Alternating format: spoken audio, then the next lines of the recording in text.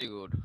तो हमने ये देखा था कि प्रोटॉन का मास जो है 1.67 into 10 power -27 kg, which is now 1 AMU. So we can write, सार्थक मिश्र जा रहे हैं आ रहे हैं 1 AMU. We can write 1 AMU is equals to 1.67 into 10 power -27 kg। ठीक है, आप लोग इसको ग्राम में चेंज कर सकते हैं, डेफिनेटली खूब आसानी से कर सकते हैं।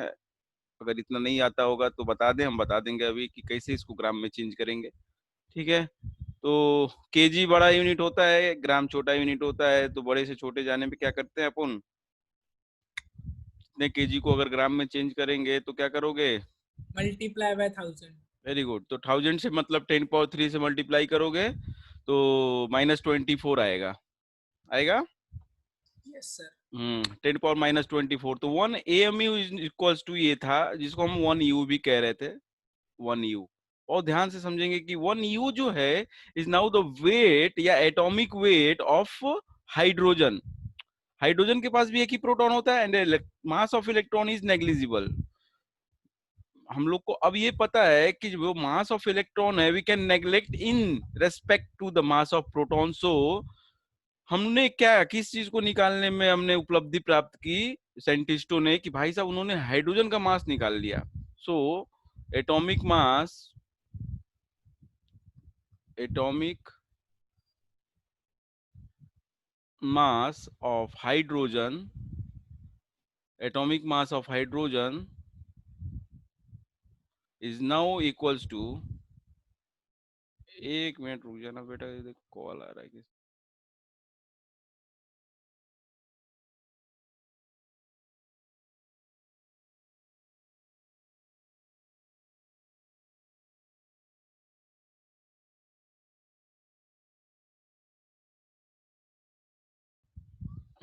तो हम क्या कह रहे हैं कि हाइड्रोजन का हमने मास निकाल लिया, वो 1 AMU आ रहा है, क्योंकि वो उसके पास एक प्रोटॉन होता है, एक इलेक्ट्रॉन होता है, न्यूट्रॉन तो होता नहीं है। तो इलेक्ट्रॉन का वेट हम प्रोटॉन के रेस्पेक्ट में मास को नेग्लेक्ट कर सकते हैं। So we came to know that what is the atomic mass of hydrogen. Very good. अब ये बताइए कि हाइड्रोजन का मास निकाल लिया, अब क्या किया गया, देखिए हम बताएंगे, थोड़ा सा बस आइडिया देंगे किया क्या गया। इसका ये एटॉमिक मास है, लेकिन सभी एटम का मास निकालना, सभी एटम का मास निकालना, ऐसा तो नहीं है कि सभी एटम में प्रोटॉन नहीं है, अरे न्यूट्रॉन नहीं है, बाकी सब में न्यूट्रॉन थे, इसलिए मुश्किल हो गया, इसलिए मुश्किल हो गया सबका मास एग्जैक्ट निकालना। तो क्या हुआ, इस हाइड्रोजन के मास के रेस्पेक्ट में, के रिलेटिव में दूसरे का मास निकाला गया। बात समझना जरा, तराजू लिया गया, एक लैब में तराजू होता है कि जो, जिससे क्या कर सकते हैं हम, जिससे क्या कर सकते हैं हम, मास निकाल सकते हैं, मतलब कि देखो जरा आप समझो क्या हम कहना चाहते हैं। ठीक है,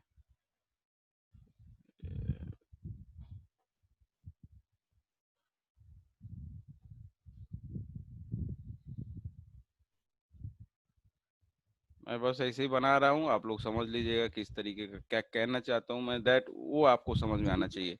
एक तराजू है, ठीक है, एक तराजू है, इसमें ये लैब में रखा हुआ था, रखा है, इसमें क्या किया गया कि भाई साहब, तो हाइड्रोजन जो है, हाइड्रोजन का मास कितना पता है अब हमको, 1 AMU, ये सबको पता चल गया था 1 AMU हाइड्रोजन का मास है। अब ये किया गया है कि मान लो इसके रेस्पेक्ट में दूसरे को निकालना है, तो उसको निकालना मुश्किल हो गया, क्यों, क्योंकि हाइड्रोजन सबके साथ रिएक्ट नहीं कर रहा था। देखो, आप सभी एटम का मास निकालोगे, एक एक करके कैलकुलेट करोगे, एक एक करके वेट करोगे, that was very much difficult, तो वो बस की बात नहीं थी किसी के। एक हाइड्रोजन का मास निकाल लिया हमने, उसके रेस्पेक्ट में हमने सबको निकालना चाहा, लेकिन ये मुश्किल हो गया। क्यों, क्योंकि देखिए हाइड्रोजन जो है ऐसे, H2 reacts with O2 to form H2O, to form H2O, ये, ठीक है।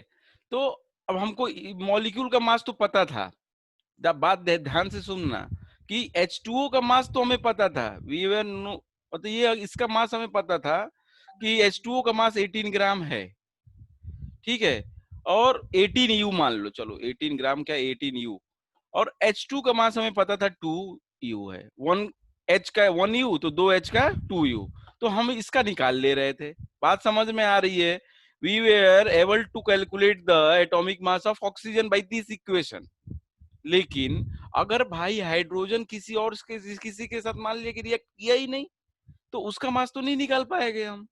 बात को समझना आप, जिसके साथ हाइड्रोजन रिएक्ट कर पा रहा था, we are able to calculate the mass of that particular element और एटम। बात समझना, लेकिन जिसके साथ रिएक्ट नहीं कर पा रहा है वो, अब सबके साथ तो रिएक्ट कर नहीं सकता हाइड्रोजन, तो ये देखा गया कि यार ये सब बाकी सबका तो निकालना मुश्किल हो गया, कुछ का निकाल सकते थे हम। जैसे यहाँ पे आप कंपेयर करो कि 2u अगर है, 18u बना रहा है, तो 2u के साथ 18u रिएक्ट कर रहा है, तो 18u टोटल हो रहा है। अब ये 18 क्या है, 18 टू 36 हो जाएगा, ये क्या हो जाएगा 36u, इस बात को समझना। तो 2u हाइड्रोजन 36u क्या बना रहा है, वाटर, और ये साथ में दिख रहा है में O2 है, तो O2 कितना लगेगा इसमें, बताओ जरा आप। 2u बना रहा है 36u, ये कैलकुलेट तो हम कर सकते थे क्योंकि ये मॉलिक्यूल है, तो इसका कैलकुलेट तो कर सकते थे। तो ये हमको पता चला कि यार 2u जो है ये 36 बना रहा है, तो 1u कितना बनाएगा, 18। अब वाटर के अंदर आप ध्यान से देखो, H2O के अंदर है क्या, 2u क्या है, इसका मास टोटल क्या 18u है, तो इसमें 2u हाइड्रोजन है, तो बाकी क्या 16u बचता है, तो 16u क्या होगा, ऑक्सीजन। ऑक्सीजन होगा। तो ये अंदाजा लगाया गया, it was assumed that the mass of by this reaction या by this equation it was able to calculate the mass of oxygen which was came to be 16u, जिसको हमको कैलकुलेट कर लिया हमने 16u। लेकिन ये पॉसिबल कैसे हुआ, पॉसिबल ये हुआ कि ये इससे रिएक्ट करे, this must react with oxygen.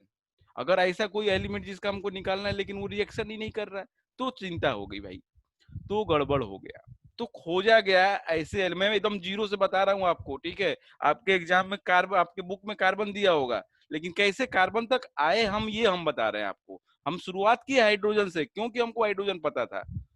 सबको समझ में आ रहा है हम क्या कहना चाहते हैं, एवरीबॉडी? सार्थक यस सर। समझ में आ रहा है? Yes sir. Som, yes sir. Swayam, video आप ऑफ कर लो बेटा, वीडियो करोगे तो दिक्कत होगा आपको करने में, मतलब नेटवर्क पे आपका डेटा ज्यादा यूज होगा।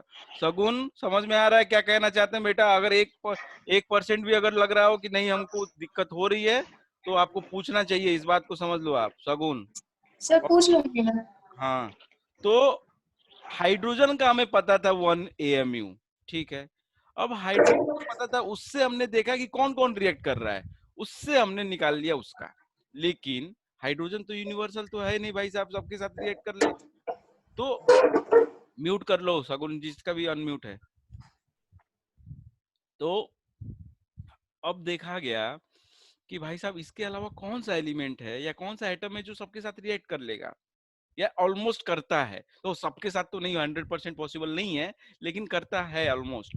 तो देखा गया कि भाई साहब एक तो एलिमेंट है जिसकी मैं कहानी बता चुका हूँ आप लोगों की, कि बहुत इंपॉर्टेंट एलिमेंट है, मतलब इतना ज्यादा इंपॉर्टेंट है वो कि उसके ऊपर पूरी केमिस्ट्री के पार्ट बन गया है। वो एलिमेंट है कार्बन। तो पकड़ा गया किसको भाई साहब, कार्बन को। नाउ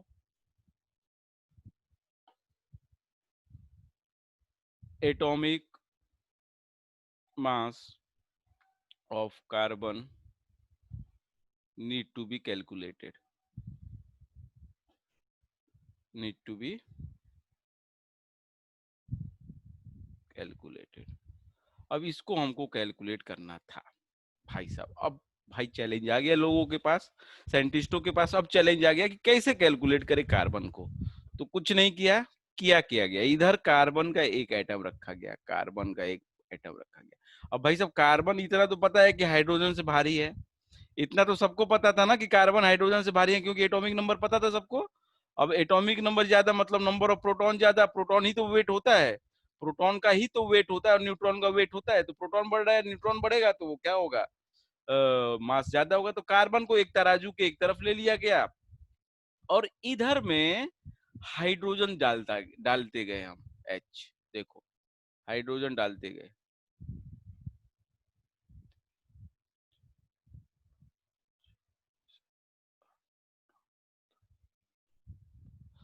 जब हमने देखा कि 12 हाइड्रोजन डल गए, तो ये कार्बन के वेट के ये तराजू बिल्कुल इक्वल में आ गया। ये तराजू जो है ये बिल्कुल इक्वल में आ गया।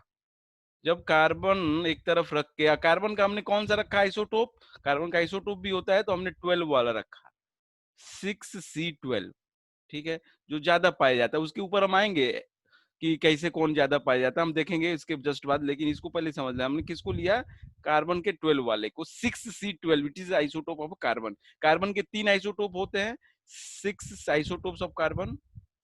कहाँ लिखूं मैं, कहाँ लिखूं, इधर लिख देता हूँ आइसोटोप्स। मैं ये कॉन्सेप्ट बता रहा हूँ इसलिए इधर उधर सब कुछ लिखा है, ठीक है। तो isotopes of carbon 6C12, 6C13 and 6C14, ये 3 आइसोटोप्स होते हैं, ठीक है। तो सबसे ज्यादा जो पाया जाता है अपने एटमॉस्फेयर में या एबोनेंसी जबकि जिसकी सबसे ज्यादा है दैट इज 6C12, ठीक है। तो उसी को लिया गया, ठीक है। अब ये जब एक तरफ रखा गया, एक तरफ कार्बन हाइड्रोजन को एक एक करके ऐड करता गया। अब आप बाजार में जब जाते हो, बताओ अनंत, आप बाजार में जब जाते हो, आप कहते हो 1 किलो आलू दो, तो वो क्या करता है, सर तौल के देता सर। तौलता है, मतलब कि क्या रखता है, एक तरफ बाट रखता है 1 किलो का। Yes sir. अब वो मानता है कि वो जो बाट जो 1 केजी का है। देखो ऐसा तो कहीं लिखा नहीं है कि आप मानो कि 1 केजी है, क्योंकि उसको कैलकुलेटेड है, वो एज ए रेफरेंस यूज किया जा रहा है कि दिस बाट इज ऑफ 1 केजी। बात समझ रहे हो आप। तो उसको इसने एक तरफ रखा और दूसरी तरफ उसने आलू रखते गया। जब ये दोनों तराजू जब बिल्कुल इक्वल में आ गया, तो वो उसने मान लिया कि अब जो ये आलू का मास है that is equals to the mass of that बाट, मींस 1 केजी। यही किया उसने। Yes sir. तो उसने जब वो, अब भाई आलू का वेट एग्जैक्टली 1 है कि नहीं है ये तो किसी को नहीं पता, लेकिन जब वो बराबर हो गया तो ये मान लिया गया कि उसके रिलेटिव में जब ये बराबर है तो इसका मतलब उसका मास उसके बराबर है। Are you getting my point everyone? Yes sir. स्वयं Yes, sir. बात समझ में आ रही है बेटा कि जब आप कोई भी चीज सेव या कोई भी चीज खरीदने जाओ, 4 सेव 1 केजी का होगा कि 2 सेव 1 केजी का होगा, that depend on the size. लेकिन 1 किलो बाट रखा, उसने सेव रखते गया। अब सेव क्या है, जब 1 किलो बाट के बराबर तराजू हो जाएगा तो वो समझ लेता है, या आप भी ये मान लेते हो कि अब जो भी उसमें सेव है वो 1 केजी है। बात समझ में आई। तो हमने ये मान लिया कि जब ये कार्बन को एक तरफ रखा और इस तरफ हाइड्रोजन को हम रखते गए, अब हमको पता है कि इस टोटल कितने हैं, 1 2 3 4 5 6 7 8 9 10 11 12। इस 12 का वेट कितना होगा प्रदीप? प्रदीप इस 12 हाइड्रोजन का वेट कितना होगा, ये तो हमें पता है ना। Yes sir. कितना होगा? 12। 12 यू। ये हमको पता है कि एक हाइड्रोजन का 1 यू है तो 12 यू होगा। अब जब ये 12 यू है तो इधर का भी अगर बराबर हो रहा है, ये इक्वल हो रहा है, तो दिस इज ऑल्सो 12 यू। बताओ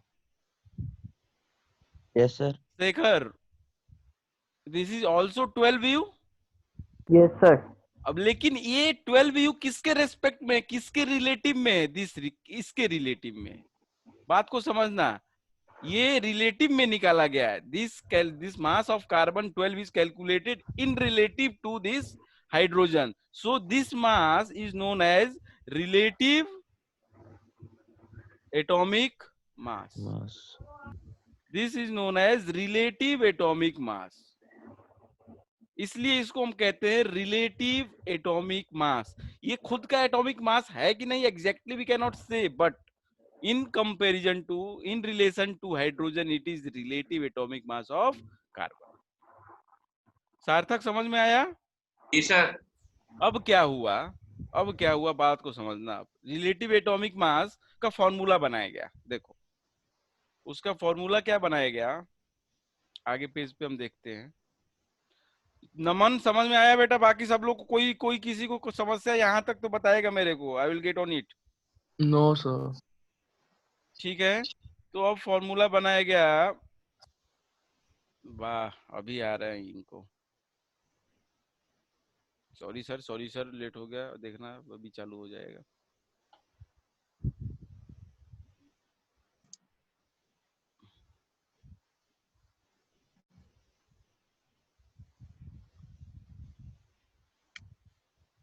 हाँ ऋषि,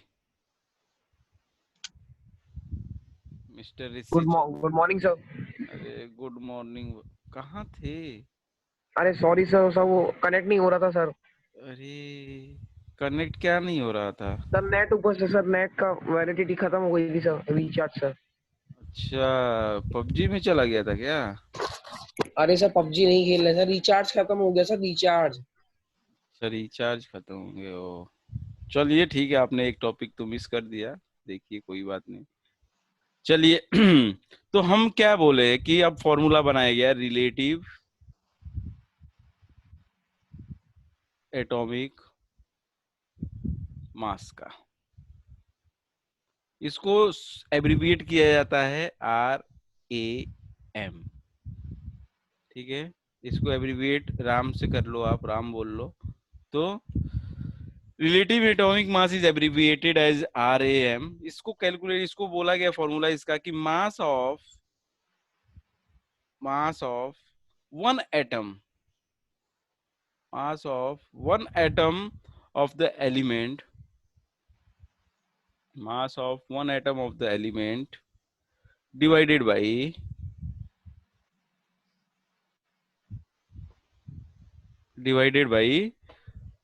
1 by 12th, 1 by 12th the mass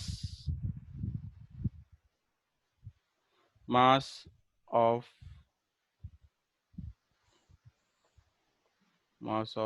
one carbon.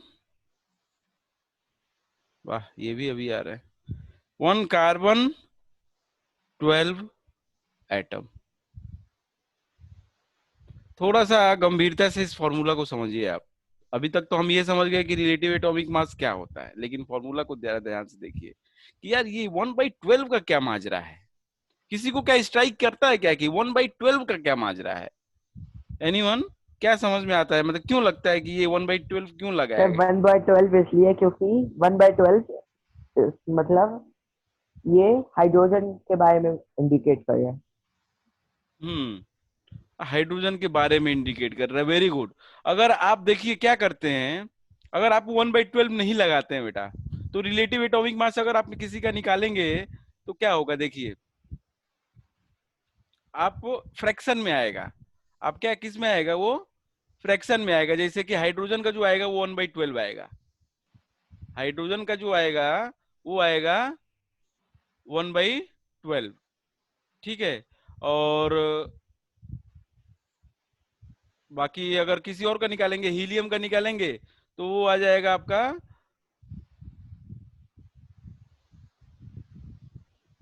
4/12। बाकी सबका भी अगर ऑक्सीजन का निकालोगे तो 16/12। तो ये चीज अच्छी नहीं लग रही थी कैलकुलेशन में, मतलब देखने में साइंटिस्टों को लग रहा था यार ऐसे कौन बच्चा याद करेगा कि relative atomic mass of oxygen is 16/12। तो उसने बोला कि यार इसको 12 से मल्टीप्लाई कर दो, इधर छोड़ो हटाओ, इसको कैंसिल आउट कर दो, इसको कैंसिल आउट कर दो। जैसे 1/12 the mass of one carbon 12 atom की 12 AMU, सबको पता है दिस इज 12। तो इसको 1/12 से जब मल्टीप्लाई कर दिया तो ये वो कैंसिल हो गया, 1 आ गया, ये टोटल वैल्यू 1 आ गई। तो जब जो भी निकलेगा ये मास of one atom of element होगा, वो बराबर होगा उसके, किसके? रिलेटिव एटॉमिक मास के, रिलेटिव एटॉमिक मास के बराबर होगा। इसको कैंसिल आउट करने के लिए 12 को ये 12 से डिवाइड कर दिया गया बस, क्योंकि फ्रैक्शन में ना आए एटॉमिक मास, इसलिए इसको 1/12 the mass of the one carbon 12 atom रखा गया फॉर्मूला को।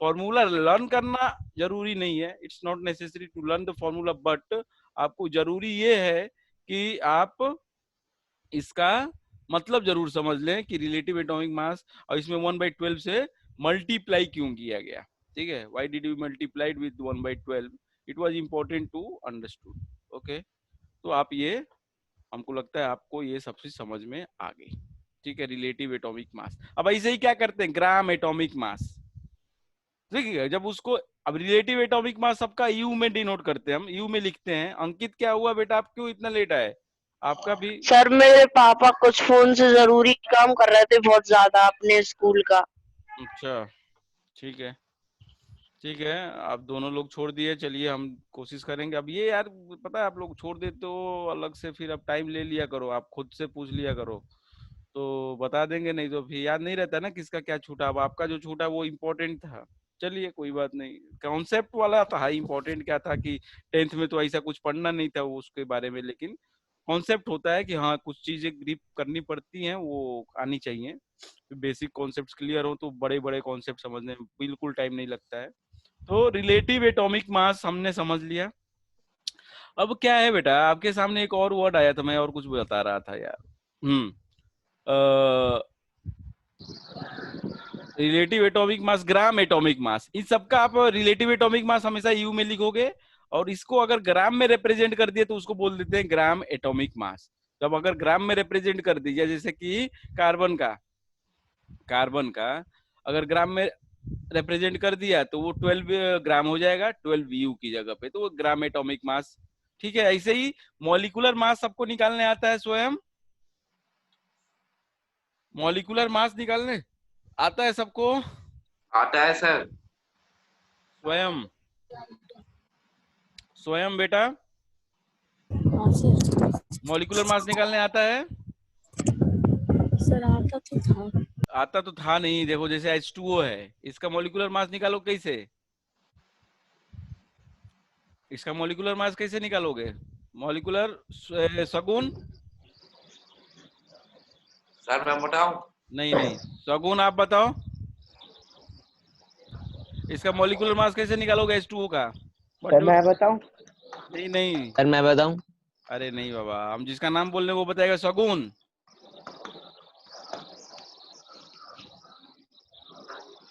सगुण, are you there? Yes sir I am. हाँ तो बताओ आप, क्या सर? मॉलिक्यूलर मास कैसे निकालोगे H2O का? अगर आपको एटॉमिक मास पता है, तो एटॉमिक, रिलेटिव एटॉमिक मास को एटॉमिक मास भी कहते हैं। बार बार आप नहीं बोलोगे कि रिलेटिव एटॉमिक मास, रिलेटिव एटॉमिक मास, ऐसा नहीं, आप उसको एटॉमिक मास बोलोगे, कोई दिक्कत नहीं है। तो ये बताओ कि अगर आपको एटॉमिक मास H का पता है और O का पता है, तो आप कैसे मॉलिक्यूलर मास निकालोगे H2O का? How do you calculate? आपको दिया है, you have given the atomic mass of hydrogen, atomic mass of H is equals to 1 gram, gram atomic mass दिया है, एंड O इज 16 ग्राम। बताइए कैसे कैलकुलेट करेंगे, आता है नहीं आता है? इतना टाइम नहीं लगता है बेटा, नहीं आता है बोल दो। सर 1 + 1 + 16। हाँ तो फिर इतना टाइम क्यों लगाते हो आप बोलने में? आपको लगता है कि आप सर गलती कर मेरा रहे हो? गला खराब है सर। गला, आप बोल रहे थे तो फालतू में बीच में बोलती। गला खराब है, आइसक्रीम खा लिया? नहीं सर, सुबह सुबह रहता है सर। अच्छा, तो इसके के लिए क्या करेंगे बेटा स्वयं? देखो हाइड्रोजन का क्या है, 1 है, देखो दिया है, आपको पता होना चाहिए कि हाइड्रोजन का एटॉमिक मास 1 है, ऑक्सीजन का एटॉमिक मास 16 है, तो हाइड्रोजन कितने हैं, 2 हैं, तो 1 × 2 हो जाएगा। और हम क्या करते हैं, एटॉमिक मास जोड़ देते हैं, जितने भी एटम है उनका सबका, बस और कुछ नहीं करते हैं। तो 2 हाइड्रोजन थे तो 1 × 2 कर लिया, या 1 + 1 कर लो, जितने हैं उतनी बार जोड़ लो या मल्टीप्लाई कर दो उतने से, तो प्लस। ऑक्सीजन का कितना दिया है स्वयं बोलो, बोला करो? 16 दिया है, तो 16 है तो कितना हो जाएगा ये, 16 और +2 18, तो ये ऐसे निकलेगा 18 ग्राम H2O का मॉलिक्यूलर मास। बात समझ में आई? आई? Yes sir. अरे स्वयं से यस सर। पूछ, स्वयं नहीं आई बेटा? आगे सर। अगर CO2 का निकालने के लिए बोलेंगे तो सर कार्बन का जो सर होता है ना 12, हाँ 12। 12 plus 16 into 2. हाँ तो ये मत भूला करो आप, ये बहुत इंपॉर्टेंट है, कई बार यूज होगा ये। 44 ग्राम आएगा। ये बहुत सिंपल चीज है, आपने 9th में बहुत किया होगा, बहुत खेला होगा इसके साथ। चलो कोई बात नहीं। अब आता है कॉन्सेप्ट। नाउ कम अब कॉन्सेप्ट आता है बहुत इंपॉर्टेंट, जो है एवरेज एटॉमिक मास। अब ये कौन सी चिड़िया का नाम है यार? अब रिलेटिव पढ़ लिया, एटॉमिक मास पढ़ लिया, सब कुछ समझ लिया, अब ये बचा क्या है? Average atomic mass. तो अब होता क्या है भाई साहब, जितने भी एलिमेंट होते हैं उनका एग्जिस्टेंस कई तरह से होता है, बात को समझना। जैसे टाटा गाड़ी लाती है, टाटा मेन कंपनी है, बात समझो। अब टाटा के कई सारे ब्रांड है, जैसे कि टाटा की, अब मान लो कि कोई एक गाड़ी एग्जांपल ले लो आप, टाटा की बलेनो ले लो, चाहे है टाटा नेक्सॉन। नेक्सॉन ले लो। चलो अब नेक्सॉन में कई सारे मॉडल आते हैं बेटा, आते हैं कि नहीं आते हैं, ये बताओ। Yes sir. Yes sir. Tata के नेक्सॉन में हम एग्जांपल ले रहे हैं, हम उससे बता रहे हैं एग्जांपल से, बात को समझना। टाटा की गाड़ी है एक नेक्सॉन, बहुत अच्छी गाड़ी है, नो डाउट, ठीक है, नो डाउट, बहुत अच्छी गाड़ी है, टाटा की नेक्सॉन है। अब इस टाटा की नेक्सॉन में कई सारे मॉडल हैं, ठीक है, कई सारे मॉडल हैं, 3-4 वेरिएंट होंगे उसके कम से कम, ठीक है। मान लिया LDI VDI पता नहीं क्या क्या करके होता है सब कुछ, ठीक है। मान लिया X Y, चाहे सबसे नीचे वाला जो है PQ मैं ऐसे नाम बोल रहा हूँ, आप समझिएगा कॉन्सेप्ट क्या बताना चाहता हूं मैं। टाटा नेक्सॉन की गाड़ी है, नेक्सॉन में ही 4 वेरिएंट हैं, बात को समझना।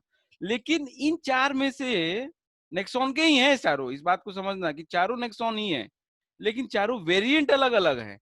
अब इन चारों वेरिएंट में से ऐसा होगा ना कि कोई एक वेरिएंट ज्यादा बिका होगा, या ज्यादा मार्केट में, मतलब कि एक्वायर किया होगा, इस बात को समझिए। होगा कि नहीं होगा? होगा सर।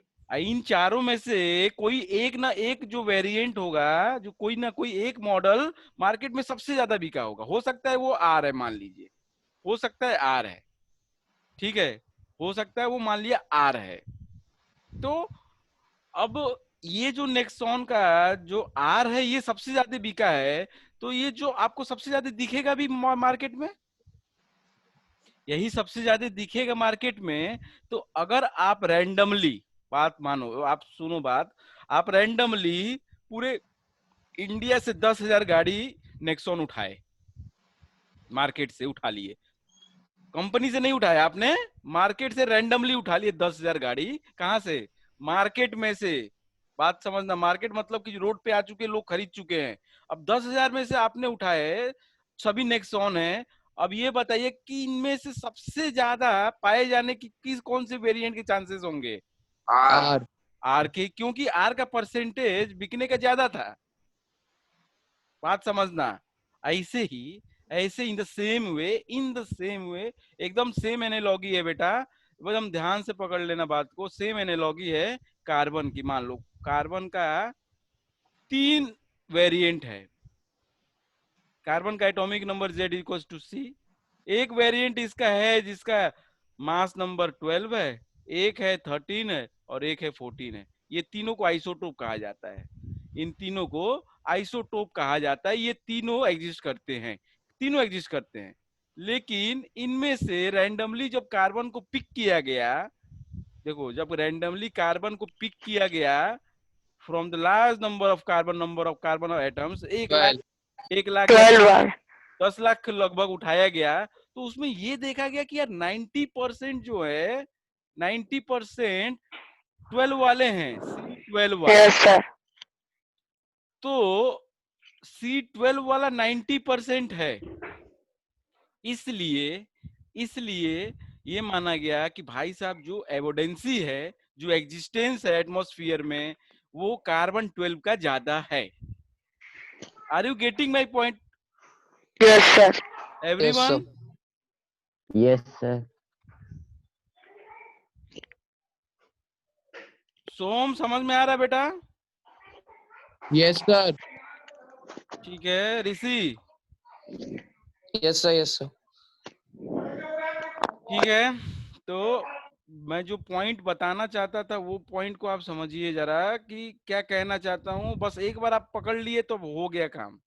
एक बार आप पकड़ लिए कि नहीं सर यही वाला पॉइंट था जो मेरे को पकड़ना था, अब मेरा काम हो गया, तो बस आपका काम वहीं पे हो जाएगा, इस बात को समझिए। ठीक है, तो कार्बन 12 को पाया गया वो ज्यादा है, तो क्या निकाला गया अब? एवरेज एटॉमिक मास। अब क्या निकाला गया? एवरेज, सबका कैलकुलेट कर लिया गया था क्या, एटॉमिक मास। लेकिन अब हम किसको मानेंगे भाई साहब? आपके पास तो कार्बन के 3 है वेरिएंट।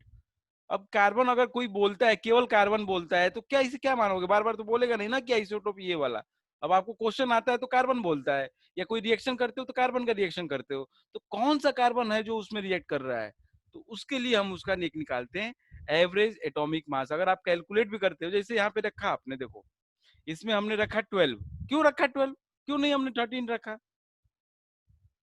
तो एग्जैक्टली यही चीज कैलकुलेट करने के लिए, जिसके आइसोटोप होते हैं केवल उनके लिए होता है ये average atomic mass. Average atomic mass is only for those elements which have their isotopes. सबके नहीं होते आइसोटोप्स, लेकिन जिनके हैं आइसोटोप्स उनके लिए एवरेज निकालना पड़ेगा, क्योंकि उनके वेरिएंट है, एक हो सकता है, दो हो सकता है, तीन हो सकता है, तीन अधिक से अधिक होता है, उससे चार से ज्यादा, चार तो होते नहीं है किसी के आइसोटोप्स, तो तीन होते हैं अधिक से अधिक, तो आप इस तरीके से दो होते हैं, आप निकाल सकते हैं। तो क्या होता है, on the basis of percentage, on the basis of percentage the average atomic mass is calculated. How देखेंगे हम, देखिए हाउ, देखिए हम आगे पेज पे आते हैं।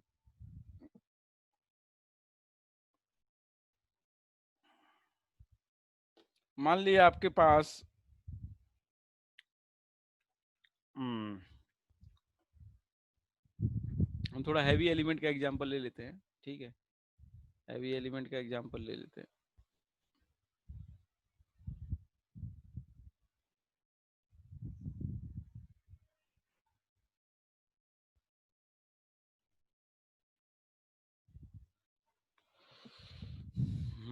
मैं पकड़ ले रहा हूँ 29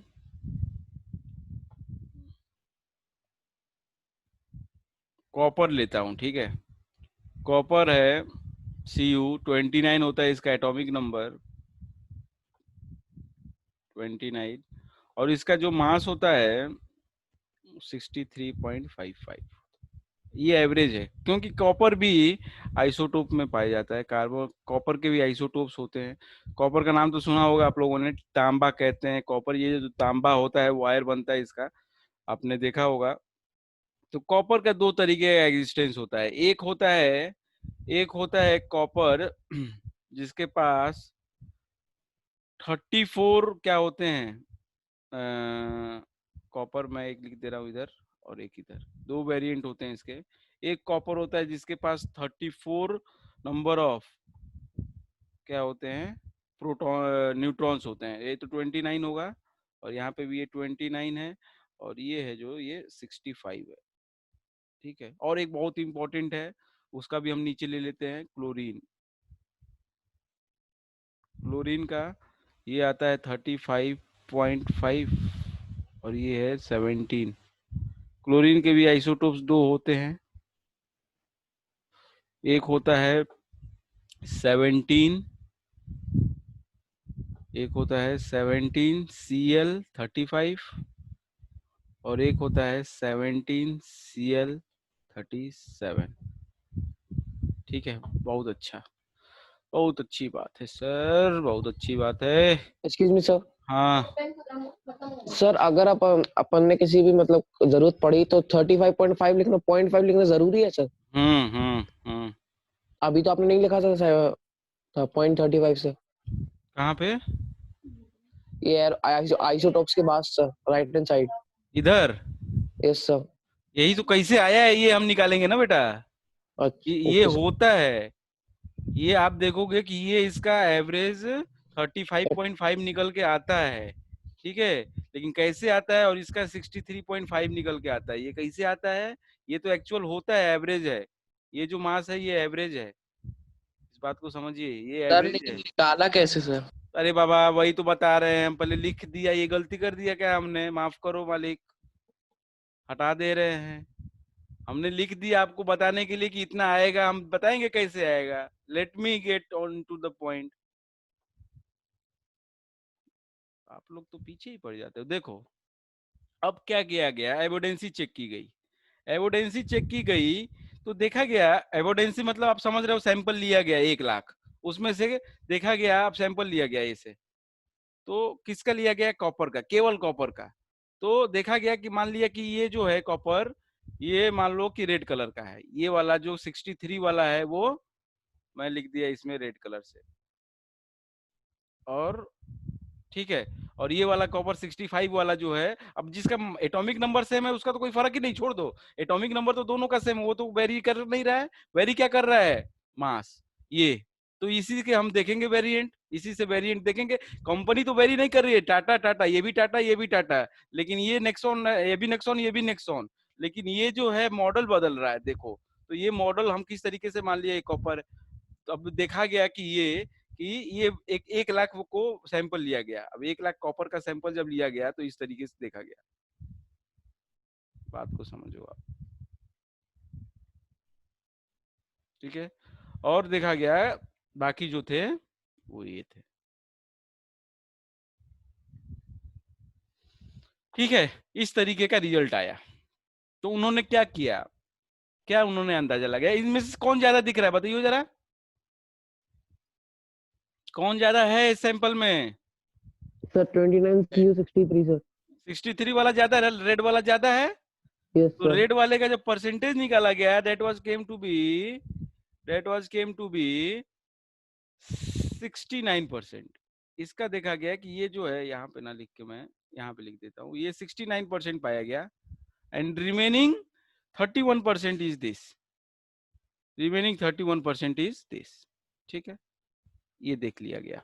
अब इसके बेसिस पे उसका क्या हो गया, कैलकुलेट कर लिया एवरेज एटॉमिक मास। तो देखो average atomic mass is equals to इसका मास कितना है 63, कितना है 63। यहाँ पे एवरेज, नॉर्मल एवरेज जैसे नहीं निकलता बेटा, यहाँ पे एवरेज जो होता है उसको हम एक दूसरा नाम भी बोल सकते हैं, वेटेड, वेटेड एवरेज कहते हैं।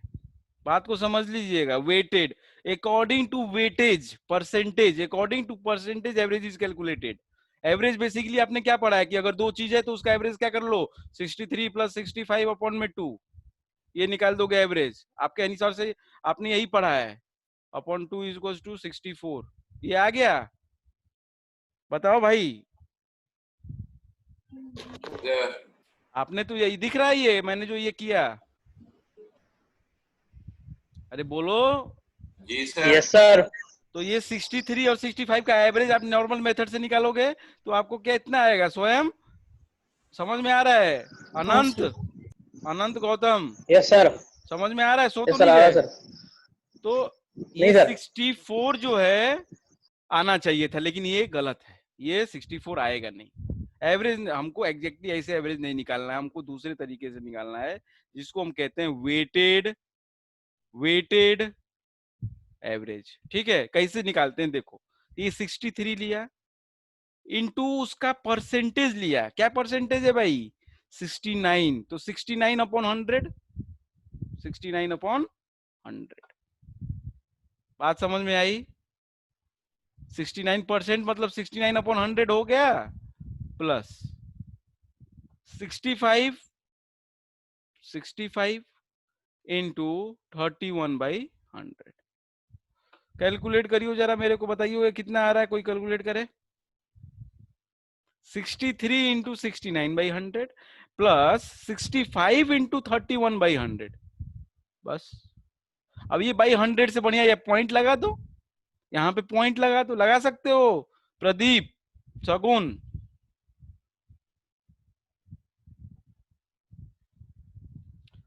बताइए बेटा।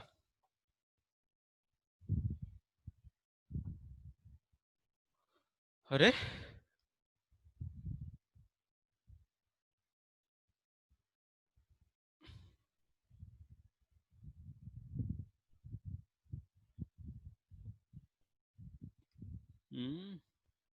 कितना आया नमन? हाँ सर सर बस सर 1 मिनट सर 63.62 63.62 आ रहा है सर।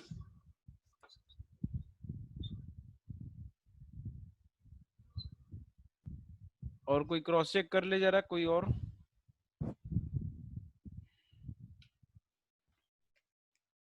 सर यही आ रहा है। क्या? यस सर, यही आ रहा है। 63 62 63.60 63.62। 62 ये हो जाएगा यू इसका मास। तो यहाँ पे ये 63.62 होना चाहिए, ठीक है। तो ये इसका हो जाएगा एवरेज एटॉमिक मास। बात समझ में आ रही है? अब ये बताओ ये किसके नजदीक आया, 63 के कि 65 के?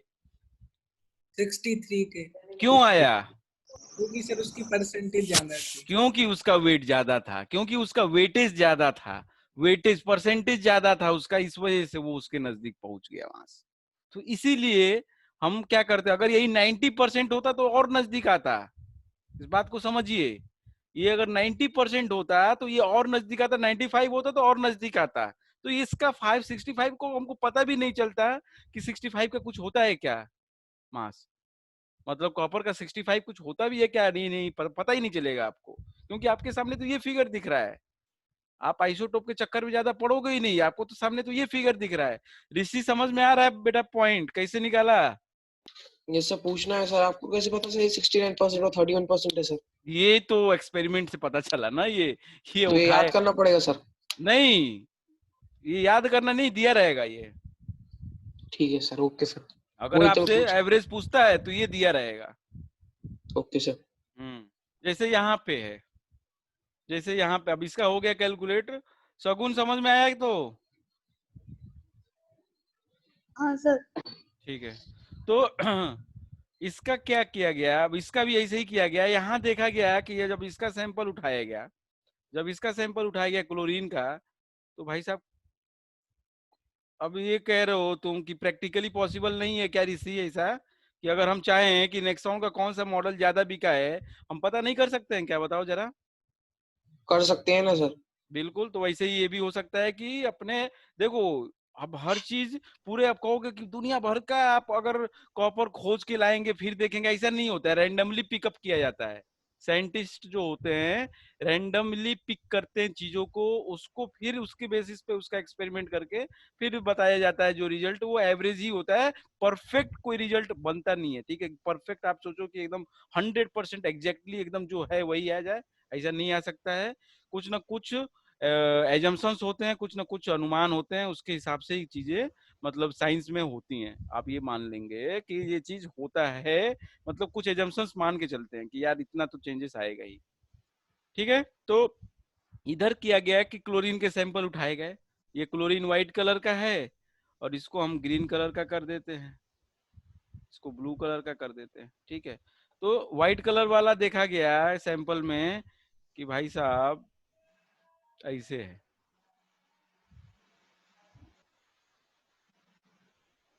ये व्हाइट कलर वाला है 35 वाला, और ये है ब्लू कलर वाला। तो बताएंगे कौन ज्यादा है?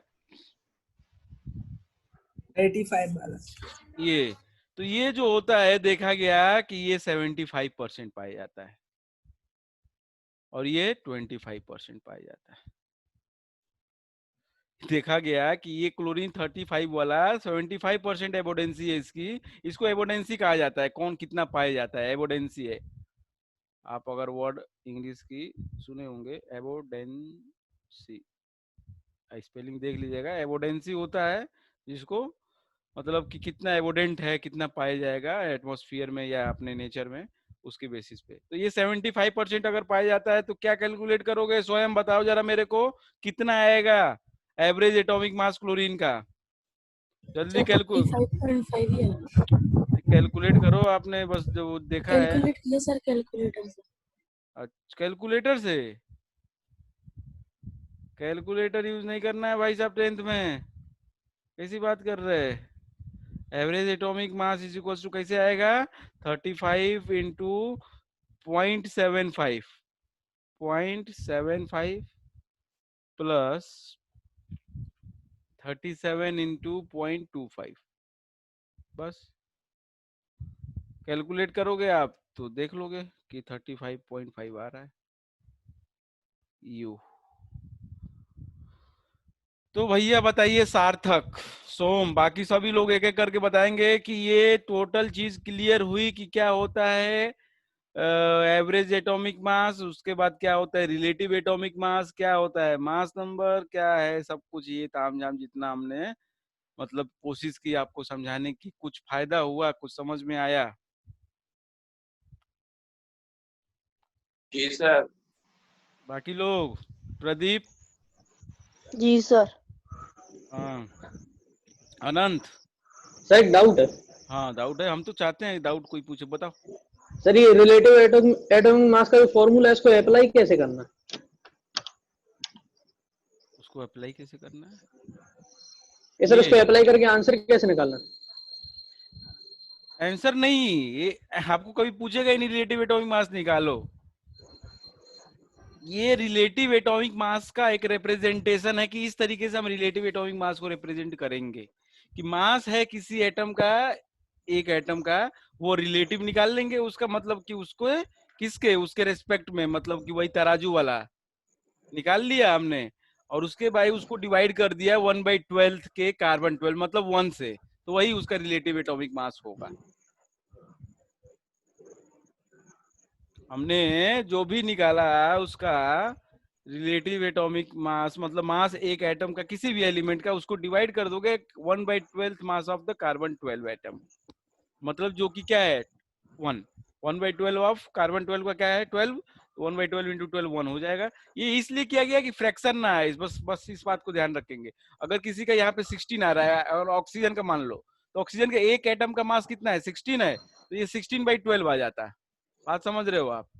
तो ये चीज को ना होने दे, ये 12 को हटा दिया जाए, तो यहीं पे इसको 1/12 से मल्टीप्लाई कर दिया गया, तो ये 12 कैंसिल हो गया, तो ये 16 आएगा।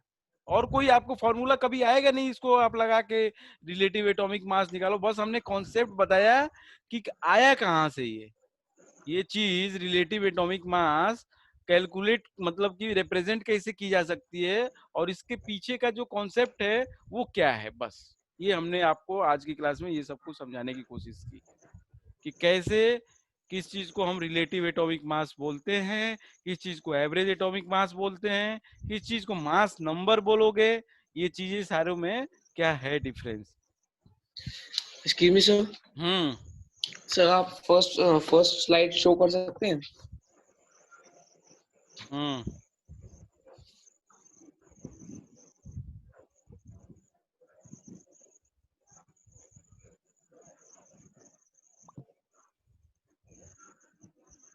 ये तो हम भेज देंगे, देख लेना।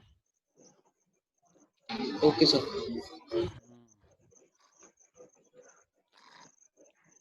और बताइए, और बाकी लोग? कोई अनंत सही है अभी? यस सर अब सही है। और नमन? हाँ सर। कोई डाउट बेटा? नहीं सर। अच्छा, और बाकी लोग को किसी एनीवन? तो ये बताओ, चलो ठीक है, हम समझ गए कि आप सबको स्वयं समझ में आया सब कुछ। हाँ सर। ठीक है, तो बेटा बताओ कहाँ तक हुआ था अपना टॉपिक, मेन चैप्टर में कहाँ तक हुआ था सार्थक? नमन? क्या सर 12 चैप्टर में सर अपन रिएक्शन करते अपन डिस्प्लेसमेंट रिएक्शन पे स्टार्ट करनी थी सर, डिकम्पोजिशन तक कर लिया था अपन। डिकम्पोजिशन कर लिए थे? डिस्प्लेसमेंट स्टार्ट करनी है सर। टाइप्स ऑफ रिएक्शन में डिस्प्लेसमेंट। अच्छा, और एक्सोथर्मिक एंडोथर्मिक बता दिया था हमने? Yes sir. एक्सोथर्मिक एंडोथर्मिक बता दिया था? नहीं सर सर, बता, आपने सर थोड़ा नहीं बताया सर, नहीं बताया सर हम्म जब आपने स्टार्टिंग के डेज में बताया था तब ये लोग आते नहीं थे। नहीं तो अभी नहीं बताया ना मैंने एक्सोथर्मिक यस सर, एंडोथर्मिक। अभी नहीं बताया सर। ठीक है, तो अभी मैं अभी 5 ही मिनट तो बचे हैं, चलो ठीक है, हम एक्सोथर्मिक एंडोथर्मिक बताने की कोशिश करते हैं आपको।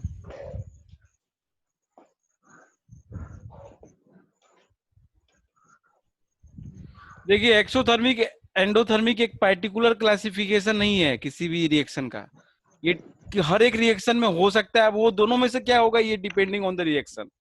बात समझ में आ रही है? दोनों में से कौन सा होगा, ये depending on the reaction.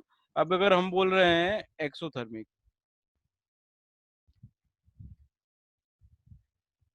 Exothermic reaction, और इधर हमने बोल दिया एंडोथर्मिक, ये कोई क्लासिफिकेशन नहीं है। इस बात को बहुत गहराई से समझ लीजिए आप, कि ये क्लासिफिकेशन ऑफ रिएक्शन में नहीं आएगा। हमने कहीं से भी नहीं बोला था आपको कि क्लासिफिकेशन में ये एंडोथर्मिक एक्सोथर्मिक आएगा या है, क्योंकि एंडो क्लासिफिकेशन में क्या क्या था, डिकम्पोजिशन, अरे पहला combination, decomposition, displacement, double displacement, और बाद में ऑक्सीडेशन रिडक्शन आएगा। लेकिन एक्सोथर्मिक एंडोथर्मिक कहीं से भी क्लासिफिकेशन में नहीं होता है, ये किसी में भी हो सकता है। मतलब कि एक्सोथर्मिक कॉम्बिनेशन में हो सकता है, नहीं हो सकता है, एक्सोथर्मिक हो सकता है, नहीं हो सकता है, वो डिपेंडिंग ऑन द रिएक्शन। तो क्या होता है एक्सोथर्मिक और क्या होता है एंडोथर्मिक, ये समझेंगे। ये वर्ड जो बना है बेटा एक्सोथर्मिक, इसमें दो वर्ड मिलके बने हैं, एक है एक्सो, एक है एक्सो, और एक है थर्मिक। बात को समझना, इस वर्ड में मीनिंग छुपा है। एक्सोथर्मिक वो रिएक्शन, ऐसी रिएक्शन जिसमें थर्मिक मतलब क्या है, थर्मिक से मतलब क्या है, हीट का। हीट। थर्मिक से मतलब क्या है, हीट का। हीट, थर्मल मतलब क्या होता है, थर्मामीटर क्या मेजर करता है, टेम्परेचर, और टेम्परेचर क्या बताता है, heat. Heat. Temperature is the measurement of heat, आपको पता है। Yes sir. तो थर्मिक का मतलब हीट, एक्सो का मतलब क्या है, आउटसाइड, रिलीज हुई। Outside the reaction. रिएक्शन से प्रोडक्ट में मतलब कि ये प्रोडक्ट की तरफ ये निकल रही है। आउटसाइड मतलब कि रिएक्शन हुआ और हीट बाहर निकला, आउटसाइड, और प्रोड्यूस्ड बोल सकते हैं आप, और रिलीज्ड बोल सकते हैं आप, कुछ भी बोल सकते हैं। तो ऐसी रिएक्शन जिसमें हीट रिएक्शन से निकले बाहर, मतलब प्रोड्यूस हो, उस रिएक्शन को कहते हैं हम एक्सोथर्मिक रिएक्शन। बहुत ध्यान से सुनेंगे, the reaction in which the heat is produced और लिबरेटेड और evolved is known as exothermic reaction. एक बार और, द रिएक्शंस इन विच, लिख देते हैं हम,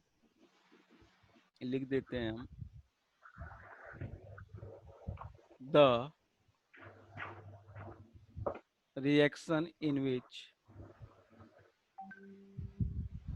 heat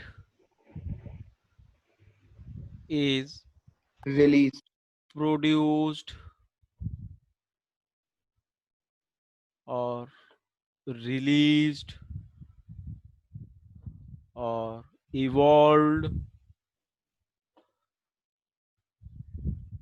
the reaction in which heat is produced, is released or evolved is called exothermic. वो रिएक्शन जिसमें ऐसा कुछ हो रहा हो, उस रिएक्शन को हम कहेंगे एक्सोथर्मिक रिएक्शन। उस रिएक्शन को ऐसे शो करेंगे, मान लीजिए रिएक्शन हो रहा है ए का बी के साथ, और सी बन रहा है और डी बन रहा है, और प्लस में हीट निकल रहा है। प्लस में हीट जब प्रोडक्ट की तरफ आएगा, स्वयं बहुत ध्यान से बेटा, ये एरो है, एरो के लेफ्ट हैंड साइड पे क्या होता है, रिएक्टेंट, और एरो के राइट हैंड साइड पे क्या होता है, प्रोडक्ट। तो राइट हैंड साइड पे प्रोडक्ट के साइड में जब हीट के सामने प्लस का साइन आएगा, हीट के सामने जब प्लस का साइन आएगा, तो एक्सोथर्मिक रिएक्शन होगी। इस बात को बहुत ध्यान से समझ लो, अगर ऐसा कुछ आएगा तो वो होगी एक्सोथर्मिक रिएक्शन। क्या होगी, एक्सोथर्मिक रिएक्शन। जैसे carbon react with oxygen to produce CO2 plus heat produce होती है। और कैल्शियम ऑक्साइड को पानी में मिलाते हैं तो जिसका जब भी heat हाँ निकल हाँ हाँ, उसमें भी प्रोड्यूस कैल्शियम होगी, उसमें भी है calcium oxide CaO plus H2O gives CaOH का होल ट्वाइस प्लस हीट। तो ये हीट इस तरीके से प्लस में आ रही है, बात को समझिएगा, प्लस में हीट, तो ये प्लस में हीट। तो इन सारी रिएक्शन, हाँ रेस्पिरेशन में भी सर हीट निकलती है जब ब्रेक डाउन होता है खाने का। हैं सर जब खाने का ब्रेक डाउन होता है रेस्पिरेशन जब भी हीट निकलती है। हाँ हाँ, एनर्जी रिलीज होती है, हीट निकलती है। आप कभी अभी महसूस किया है, कोई यहाँ पे जो बैठा है, जो जितने लोग बैठे हो, कभी महसूस किए हो आपकी गर्मी में तो महसूस नहीं किए होगे, ठंडी में अगर आप खाना खाओ, ठंडी में, सर्दी में आप जब खाना खाओ तो खाने के जस्ट बाद आपको थोड़ी सी सर्दी और ज्यादा लगती है। कभी महसूस किया है क्या? कभी महसूस किया है किसी ने? अंकित? सर मैंने किया। किसने? सोम ने? नहीं सर। हाँ, अनंत ने? किसने नोटिस किया है ये? मैंने सर। ऋषि? Yes sir. अच्छा, तो क्या है, क्यों लगता है? क्योंकि जब हम खाना खाते हैं तो पेट पे ऑक्सीडेशन होता है, जो भी सर इसका एग्जांपल भी है sir. Sir C6H12O6 plus O2 equals to CO2 plus H2O plus energy। तो वही तो एग्जाम्पल नहीं है, वही तो बात ही है। आप जो ग्लूकोज कह रहे हो C6H12O6, दैट इज जो हम कुछ भी खाते हैं वो ग्लूकोज में चेंज होता है, ठीक है? Yes sir. कुछ भी खाओगे, कार्बोहाइड्रेट, स्टार्च, जो भी खाओ, आप उसको कोई ना कोई जो बायोलॉजिकल कैटलिस्ट होता है, जो एंजाइम्स होते हैं, वो उसको क्या कर देते हैं, ग्लूकोज में चेंज करते हैं। और जब वो ग्लूकोज में चेंज होता है, फिर वो उसका ऑक्सीडेशन होता है, तब उसकी एनर्जी को हमारी बॉडी यूज करती है, and heat releases in that reaction. तो उससे क्या होता है कि हमारी बॉडी से जब हीट रिलीज होगी तो हमको, हमारी बॉडी का टेम्परेचर फॉल करेगा, तो हमको सर्दी लगेगी। इसलिए हमको थोड़ी सी सर्दी ज्यादा लगती है खाना खाने के बाद। Yes sir. खाना खाने के बाद जल्दी कहते हो, अरे हीटर दो मम्मी, ठंडी लग रही। तो देखा होगा आपने, नोटिस नहीं किया बहुत लोगों ने, तो आप नोटिस करोगे अगली सर्दी में, देखना जरा कि खाना खाने के जस्ट बाद अगर खाना खाए हो तो दिन में धूप में भी तुम तुरंत जाते हो कि धूप में दिख जाए, कहीं हमें धूप दिख जाए। दोपहर में भी लगता है कि नहीं धूप दिख जाए, तो सर्दी बढ़ जाती, थोड़ी सी ज्यादा लगने लगती है, क्योंकि वो टाइम पे सर्दी का मौसम इसलिए फील ज्यादा होता है। नो डाउट वो गर्मी में भी होता है, लेकिन उस समय फील नहीं होता है। गर्मी में ये टेम्परेचर इतना बाहर का ज्यादा होता है कि वो फील नहीं होता है, ठीक है? तो एक्सोथर्मिक हमने कर लिया है। अब आपको अगर मैं ये बताऊं कि ज्यादातर डिकम्पोजिशन रिएक्शन, ऑलमोस्ट जितनी भी डिकम्पोजिशन रिएक्शन होंगी, अरे कॉम्बिनेशन रिएक्शन होंगी, सॉरी, कॉम्बिनेशन रिएक्शन ऑलमोस्ट, मतलब लगभग, हम सबको नहीं कह सकते, लेकिन almost all the combination reactions comes under the exothermic reaction. आपका रेस्पिरेशन हो चाहे जो हो, that will come under the exothermic reaction, ठीक है? तो इस तरीके से हम ये लिख सकते हैं बेटा। और आज की क्लास हम यहीं पे अब खत्म करते हैं। Endothermic will come on the next class, ये सबको हम अगले क्लास में डिस्कस करेंगे, और अगले क्लास में हम इस चैप्टर को भी खत्म करेंगे। देखो बहुत जल्दी नहीं, अपने पास चैप्टर बहुत कम है, लेकिन समझना के लिए पॉइंट बहुत ज्यादा हैं। तो आप लोग डाउट्स लेके आओ, और अपने अपने पर्सनल भी, तो हम उनको क्लियर करते रहेंगे, और धीरे धीरे अपना सिलेबस भी खत्म होते रहेगा, तो परेशान होने की जरूरत नहीं। ठीक है देन, ओके, आज की क्लास हम यहीं पे अब खत्म करते हैं। Okay then, thank you sir. Thank you sir. Thank you sir, sir. Good morning sir, bye. Okay बेटा, okay, thank you sir. Thank you sir. Okay बेटा, वेलकम।